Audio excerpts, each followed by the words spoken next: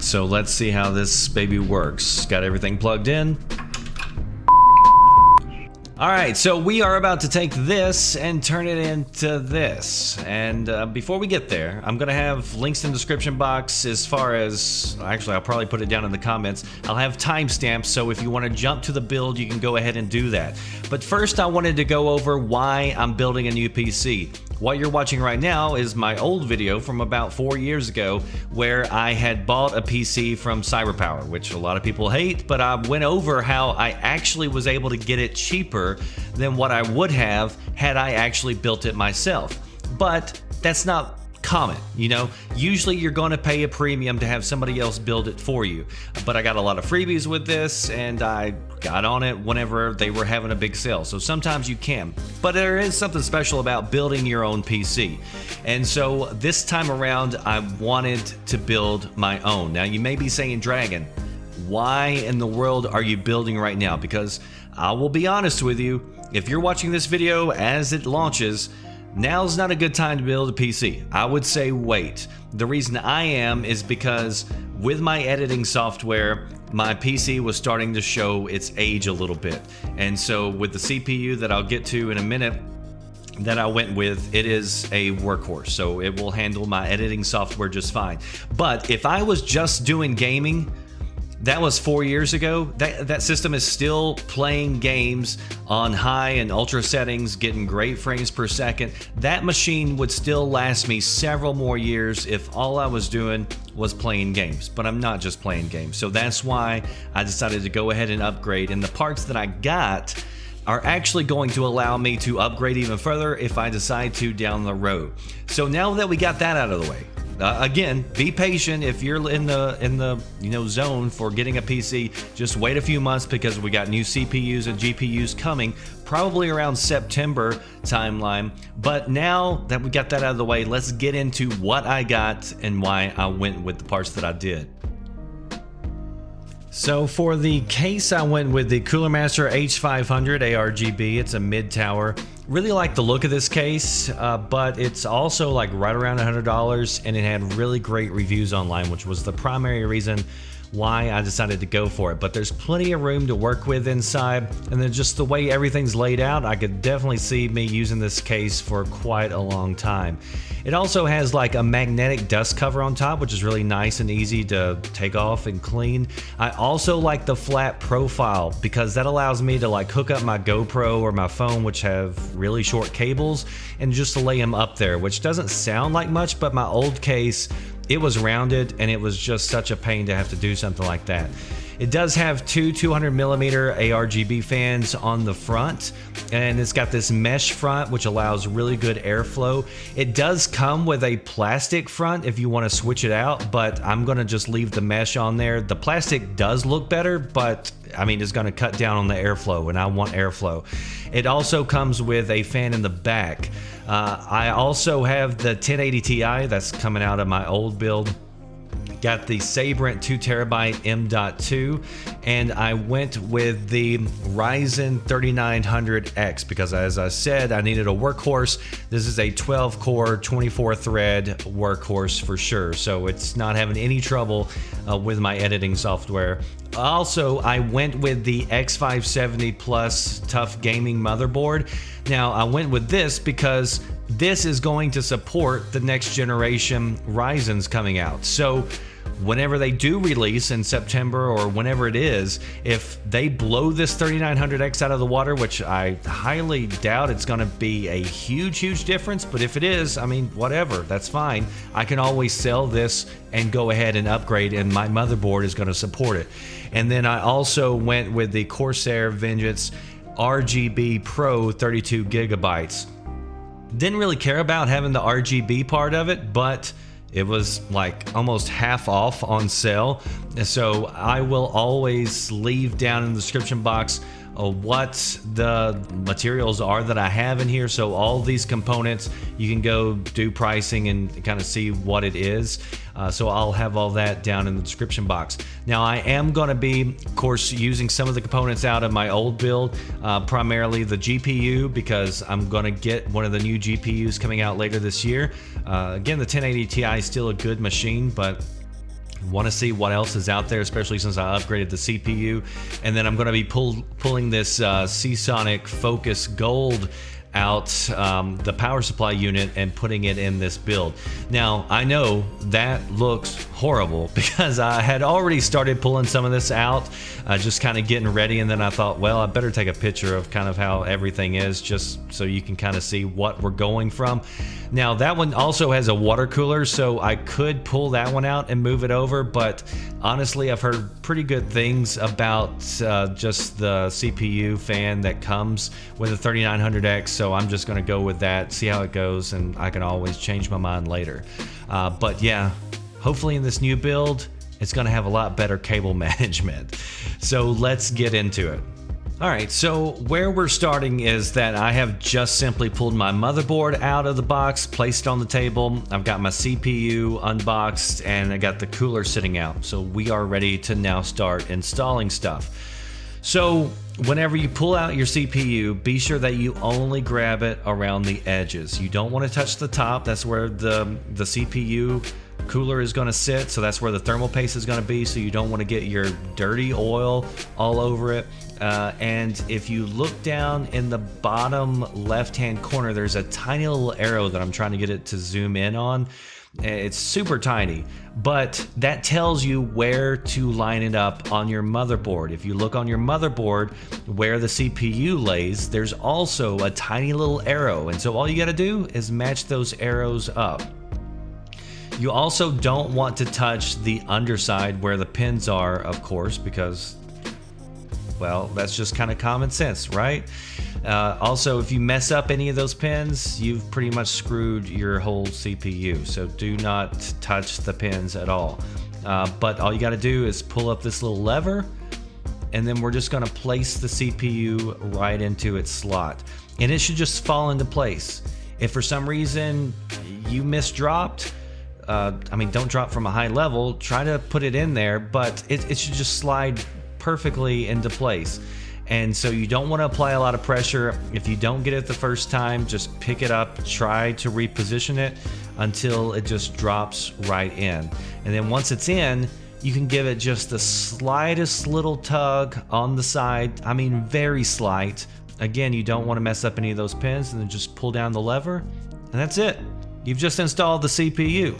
So next up, we are installing the CPU fan, and this one again came with the CPU. It already has the thermal paste installed on it, so we are not adding any more to it. If it's already got thermal paste, you don't add to it because you can have too much.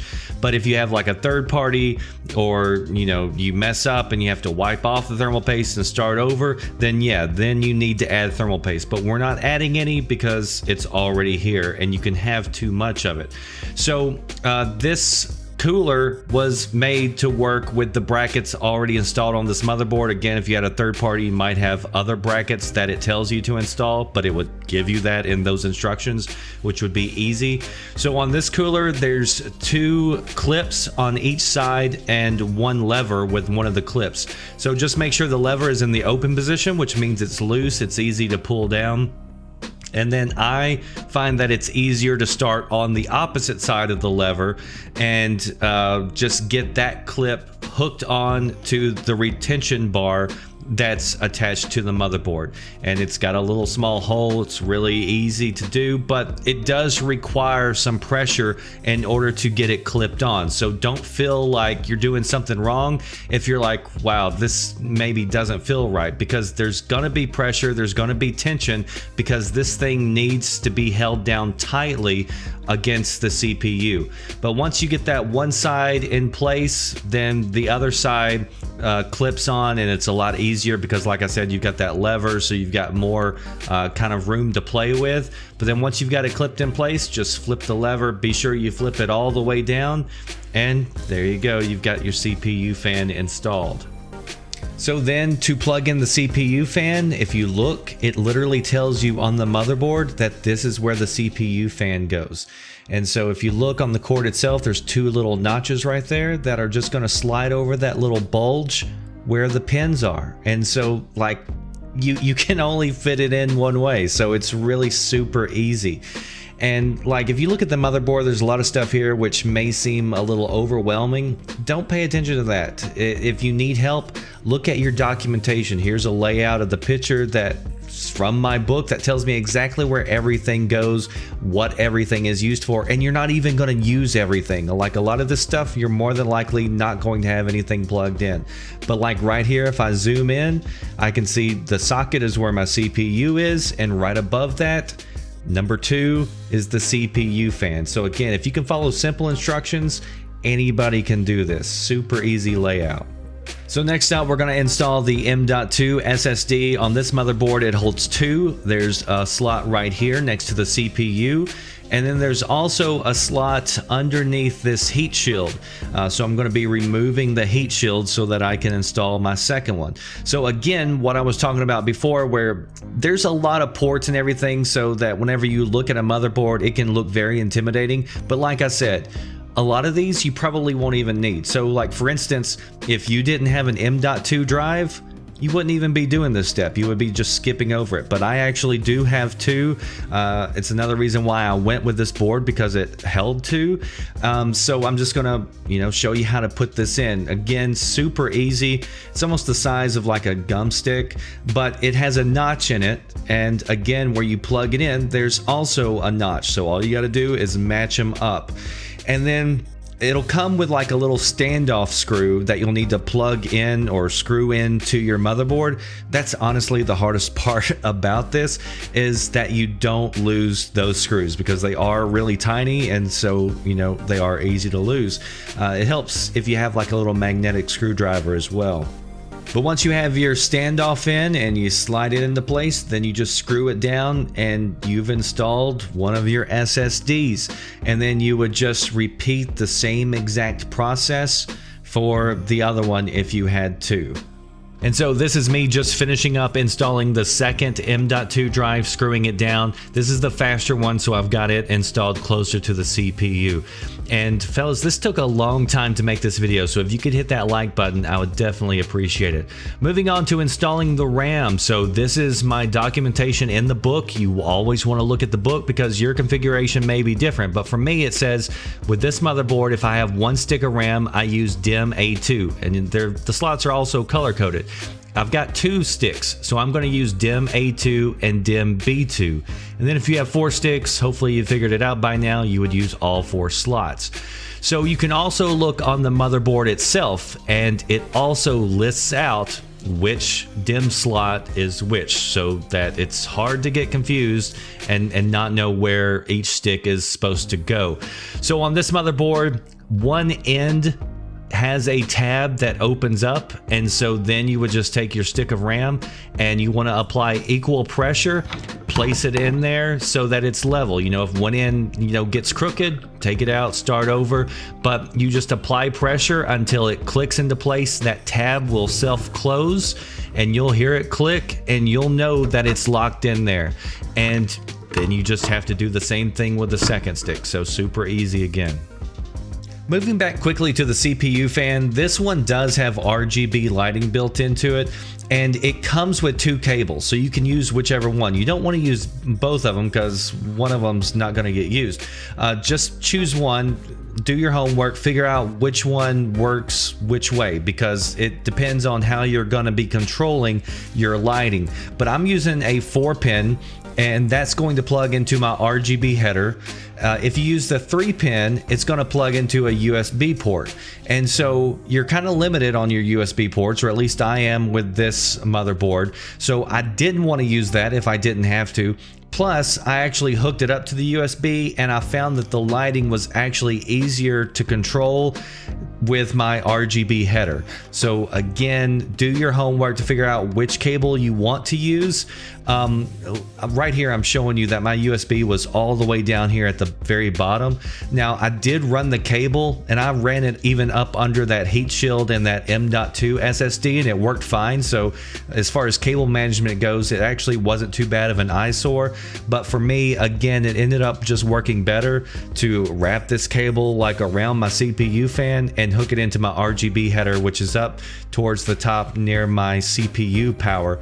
And again, if you zoom in, you'll see see that RGB header is again written on the motherboard. It's also in the documentation so that you know where to plug it into.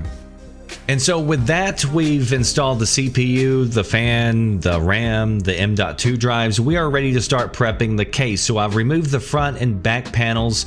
Inside, there were a lot of cords. You've got this one cord here for the back fan. We'll leave that hanging. And then we've got all these cords that go up front. That's for the fans, the USB ports, the power button, the RGB lighting within the fans. For me, it's easier to just pull all this out because that's going to be one of the last things that you hook up. So just pull it out, get it out of the way, leave yourself clean open space inside to work with. So the first thing we're going to do is install the IO shield out back. Now, some high-end motherboards will actually have this already pre-installed, which is nice, but if not, it literally just takes 2 seconds to pop into the back. And for me, and in my case, you literally hear it pop and it's locked into place. Then we are going to install the power supply, and I'm going to show you real quick here because it's going to be hard to see it once it's installed, but this is a modular power supply unit, meaning that you just use the cords that you need to. So again, this has a lot of different ports that you could plug in, but you may not need all of them. And in my case, I'm not going to use all of them, but you see here that everything is again labeled super easy. It lets you know this is for the CPU, this is for, you know, the SATA and everything else. Everything's laid out super easy to understand where you're going to use it as far as plugging in power to your motherboard. So after I finished screwing in the power supply unit, I laid the case on the side and it's time to install the motherboard. And already it's looking a lot like an actual PC now. So the easiest way to know that you got this lined up right is look at the back. Make sure that all the ports are lined up correctly with the IO shield. If it's not, you probably got a problem. With this case, all the standoffs were already installed in the right locations. So all I had to do was lay the motherboard in and screw it down, and I'm pointing out where you screw it in. I believe with this motherboard there might have been 9 locations. Don't quote me on that. It's actually been a while since I made this build compared to when I'm actually making this video. Like I said, this video took a long time to make over the course of weeks, actually, just whenever I got the time. So what I did was I just laid the screws in, hand tightened as best I could, and then went back with the screwdriver and tightened them up. And whenever you go back with the screwdriver, you don't want to tighten very much. I mean, I basically just went until it stopped turning and I didn't force it anymore. As soon as I felt it stop, that's whenever I stopped, because the point is just to secure it to the case. You don't want to over tighten it and break the motherboard. You just want to make sure that it's secure so that whenever you pick it up and move it around, it's not going to fall out. And then you'll also notice that over to the left, I have removed a few of those grates. I don't know what the official term is, but basically that's where the GPU is going to fit out back. And so you may need to kind of put your GPU up to it to kind of know which ones to remove, but I'm sure that you can figure that part of it out. And then once I was done screwing in the motherboard, had a few visitors, so took a little bit of a break. So after the break, it is time to start plugging things in. So we're starting with the rear case fan. There will be a place on the motherboard that says fan, again in the documentation and on the board. And the cable itself has, you know, like a little ramp area, and you can only, again, fit it in one way onto the motherboard. Now you'll notice that this motherboard actually supports a 4-pin, and so I've got 1 pin exposed because this case fan is only a 3-pin. That's completely fine. Some case fans may have 4 pins. This one has 3. You have to leave one exposed. That's fine. It still only plugs in one way. So next we are going to do the power supply. We're going to plug in our cables. We know that we need a motherboard cable. We know we need one for the CPU. We need one to power the GPU. We need one to power the hard drives. So just figure out what all you need. And again, the cables themselves, at least with this one, it easily shows you where each one goes and what each one is for. So like the one for the CPU is labeled CPU. The one for the motherboard says MB. So what I usually do is go ahead and plug them into the power supply unit and then shoot the cables straight out the back. Again, just to keep everything nice and clean up front, and then I'll worry about cable management later. So once you've got your power cables plugged in, you've got everything pushed out the back, you're gonna have a mess. And if this is your first time, it might seem a little intimidating, but just take it one cable at a time. And I usually start with the big cables, and I start trying to kind of untangle things, thinking about cable management at this point. And you'll have to know the layout of your motherboard and where cables are going. Like I know this motherboard cable is gonna go about in that middle area because that's where it plugs in. That's the closest entry point to that. But you just want to take all your wires and start rerouting them to where they'll plug in on the motherboard. So I know the CPU, for instance, it's going to plug in up here at the very top right. Another thing that I like about this case is there's a lot of entry points for me to route wires in order to hide them. So, you know, if you push a wire through and it's not in the right location, or you see that there's a hole that's, you know, would have been better, I mean, you haven't plugged anything in. It just takes a second to go ahead and go reroute that wire. So my setup isn't going to be exactly like yours. So it depends on your motherboard layout. So look at your documentation again and kind of know where your case ports are. And while we're back here, we're going to go ahead and install another hard drive. I've got a lot of hard drives. This one is an SSD, and the same thing with, you know, everything else. It's almost impossible to screw it up because the ports from where you plug it in match up with the same ports that you're plugging it into, and so they've got different shapes. So it's kind of like, you know, Legos. They're going to go in, you know, a certain way. And so you've got your SATA port, which is going to send the data from your drive to your motherboard and vice versa. And then you've got your power cable, which is going to actually give power to the hard drive. And so this one actually also has little standoffs that it just pushes right into the back of the case, which is really nice because it keeps your hard drive out of the way. And if you have a mechanical drive, it would work the same exact way as far as how you plug it in with a SATA cable and a power cable. It's just that you would use the drive ports inside the case, and you know, you're not going to be able to mount it out back more than likely.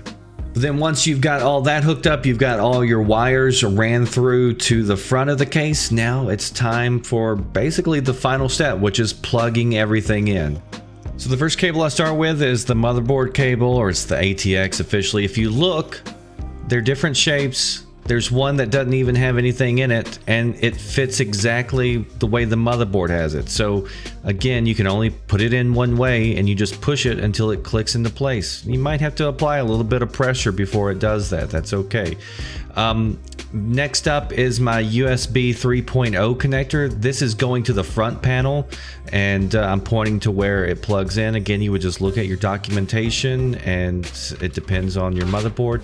That cable is actually attached to that group of wires that it's coming in towards the top from the case. And then I've got a SATA cable from my SSD, and so that's where my SATA cable plugs in. And then I actually added another one. So like I said, I have a ton of hard drives. I actually had another mechanical drive that was huge that I'll use just to store video footage on. So I went on ahead and plugged that in as well because there was another SATA connector right there. And then I'll just push the cables back towards the back so that I can tidy that up later. And then up here at the top, we're ready to plug in the power for the CPU. You'll see that it could actually fit 12 pins right there, but my power supply unit cable that I'm using right now, it only has 8 pins. But I did the research, and 8 pins is plenty enough power for this CPU. So if I was going to do extreme overclocking, then maybe I would want to go for a 12 pin, which I actually do have one available. But since pretty much everybody said online that I read said you don't need it, I went on ahead and just left it out. And so you'll see me, it's hard to get the camera angle in here because this is a tight space. And so if you got bigger hands like I do, it is a little bit more difficult to do some of this. But you'll see I've got 4 pins exposed, which is completely fine. And I've been running this setup for over a month now.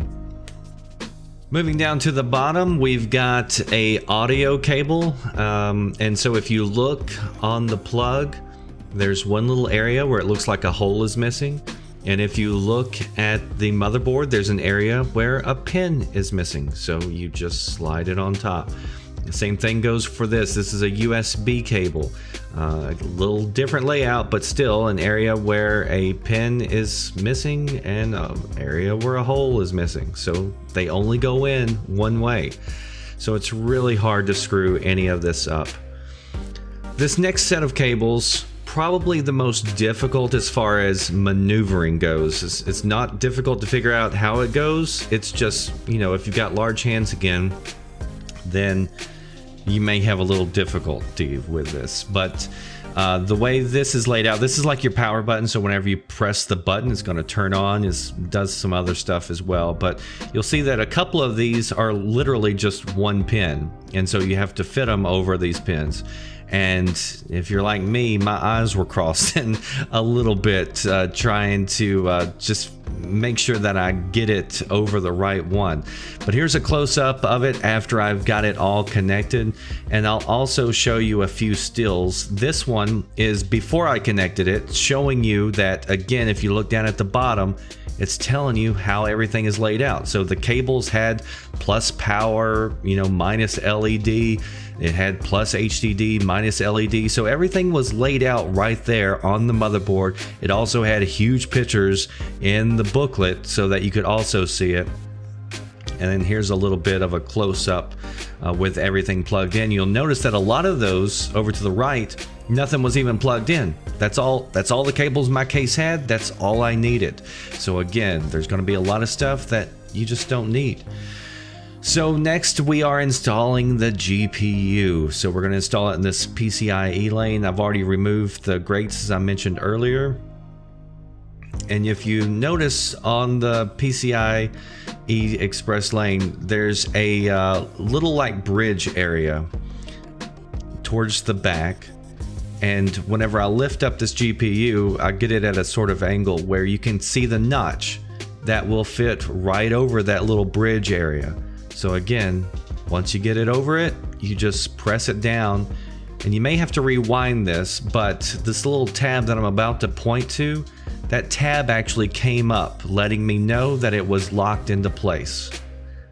And so then I'm just going to take a screw and screw this down to secure it to the case.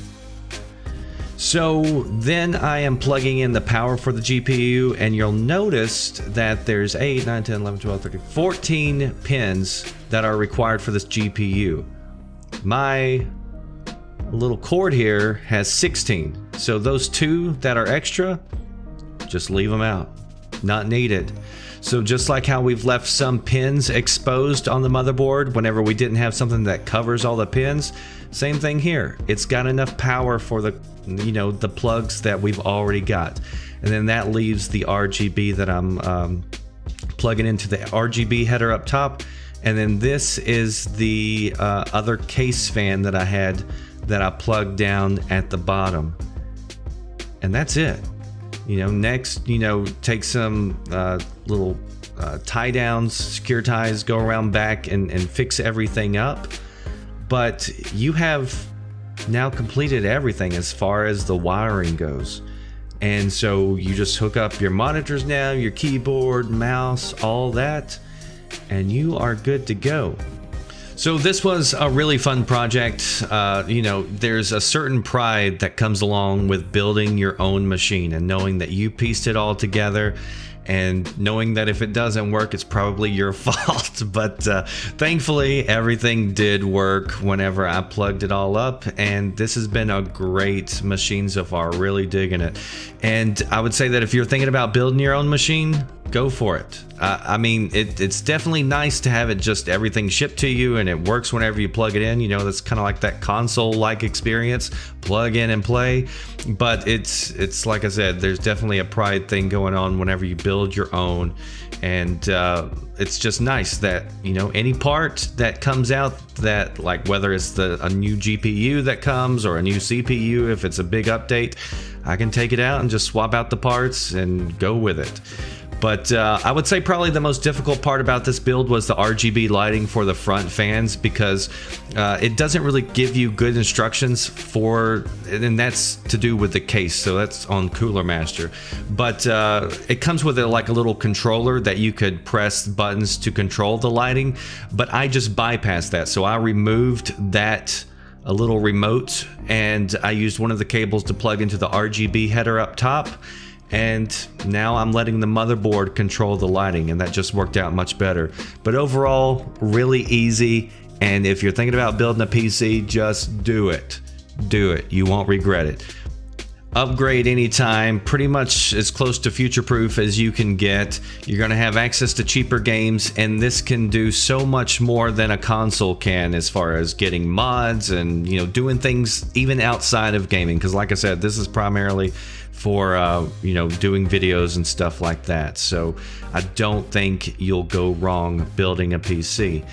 So if you like this video, please, if you made it this far, give me a like. I would definitely appreciate it. I think this was probably the most difficult video to piece together, just because there were so many parts and it was hard to, you know, plug stuff in and try to film at the same time and get all the angles, and a lot of stuff I had to do over again just to try to get it on film.